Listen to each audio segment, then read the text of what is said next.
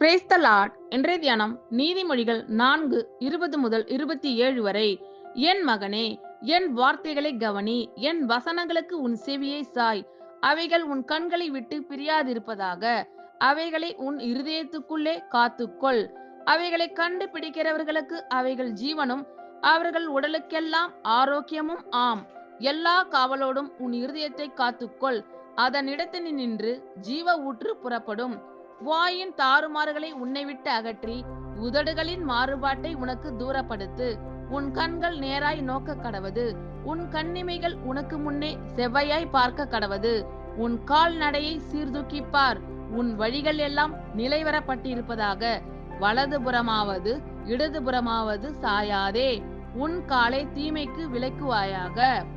என் மகனே, என் வார்த்தைகளை கவனி, என் வசனங்களுக்கு உன் செவியை சாய்.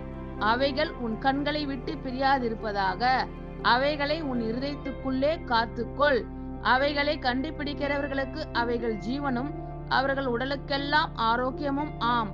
எல்லா காவலோடும் உன் இருதயத்தை காத்துக்கொள்.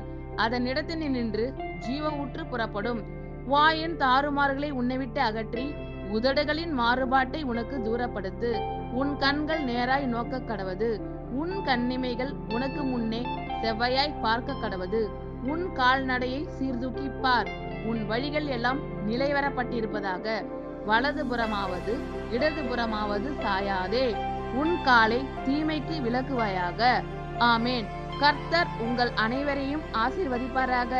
God bless you all.